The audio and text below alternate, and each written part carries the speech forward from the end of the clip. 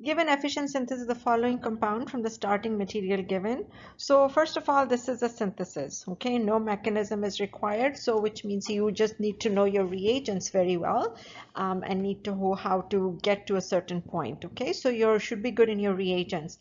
Mechanism is not involved here. The second thing here is, of course, whenever you look at any synthesis, you have to see, am I doing functional group change or am I adding carbons, okay, to the molecule?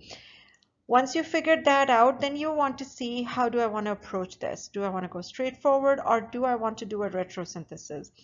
Everything has its own advantage. In some cases, you can go forward without any problem.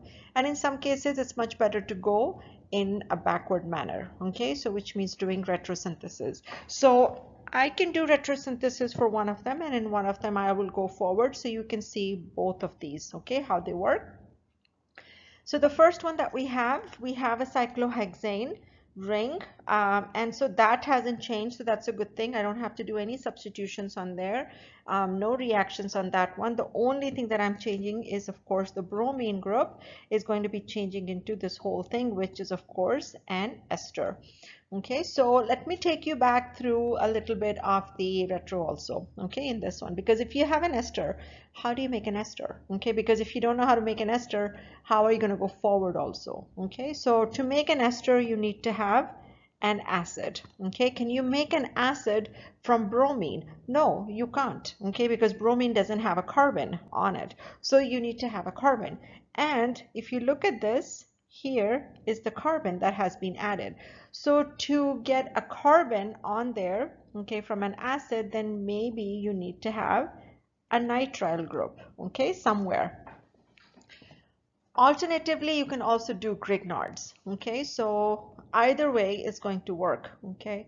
So it's up to you how you want to do this. So I'm just going to do one, and if I have space left, I'll do the other one too, okay, in there. So I can write everything on the arrow, or I can do each reaction, and I like doing each of the reactions out so that you can see exactly what's going on, okay. And I like you to also give me the synthesis like that, so that way I know that you know what's going on, okay. So here we're going to do the cyanide, okay, the nitrile reaction, so HCN, NaCN, anything like that, and then we need to do a substitution on that. So once I have the nitrile, yes, I know how to get an acid from there, because I just need to do hydrolysis on this, and that will give me carboxylic acid. Okay, to go from carboxylic acid to an ester, I just need to add an alcohol now.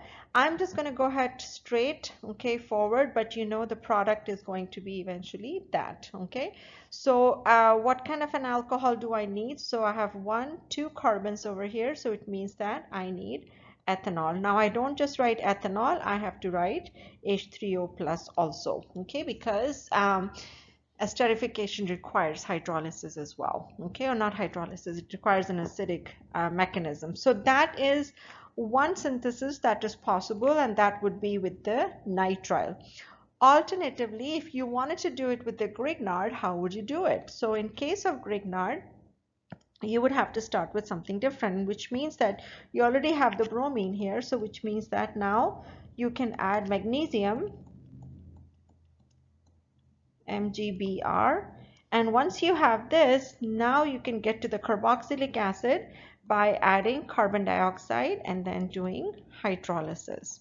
Okay, once you have the carboxylic acid, you still have to form the ester. All right, so now which route do you choose? For me, it doesn't matter which one you choose, okay, because in both cases they're almost the same number of steps, okay. But if you're in a lab, then you see, okay, what do I have in the lab? All right, so whatever reagents are available to you, you choose that. Now, if one synthesis is coming out to be really, really long, like 5 steps versus 2 or 3 steps, well, you choose the 3 steps, okay? You want to be as efficient as possible. So that's the first synthesis over here, okay? Let's look at the next one. And the next one also, we're starting with an alkyl halide. And now I also want to make sure that I have my carbons straightened out here, okay. So 1 2 3 4, 1 2 3 4. So after the 4, I have added this part. Now this is not an ester, okay? This is a ketone that we have here. So if we have a ketone that we're adding, so now we have to think it just a little bit differently, okay, than what we have. So when you look at this one, and we have to think, okay, how do we form ketones? But you also have to think, what are we making the ketones from? Okay, because right now we are in the carboxylic acids. Okay, so which means that you know how to make ketones from alcohols, you know how to make ketones using Grignards and whatnot.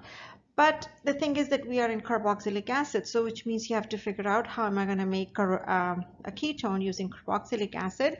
And the way to make a ketone from a carboxylic acid, and again, you have to be good in your reagents, right? So you might remember that you can make it from nitriles, okay? And so again, with the nitrile, you will have to do Grignard. So nitriles plus a Grignard reagent will give you a ketone. So which means that I need to convert my alkyl halide into a Grignard, or I need to add a Grignard after I convert the alkyl halide to something else, okay, to a nitrile. So either one way, okay, we have to do this.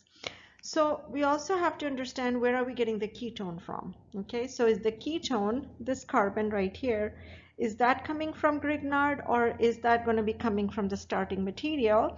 And when you have a nitrile, you're adding a carbon, okay, on that. So that carbon actually will get converted into the ketone. Okay, so which means that the best thing for me to do for this one would be to go ahead and do an SN2 to get a nitrile. So here I have a nitrile now.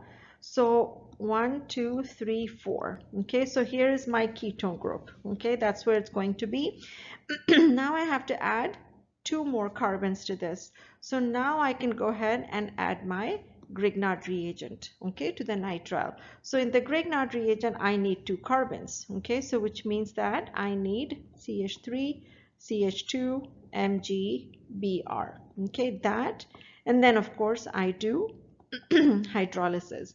Now this reaction is slightly different from all the other carboxylic acid derivatives and Grignards, because if you were to do well, acids don't react with Grignards, but if you were to treat acyl chlorides, esters, and hydrides with Grignards, you actually go all the way to the alcohol, okay, when you treat them with Grignard reagents. But with nitriles, you just add the 1 mole of Grignard, okay, to get the ketone. It does not go all the way to alcohol. So that is one of the advantages of using the nitrile, okay, over here. So hopefully these two syntheses are clear.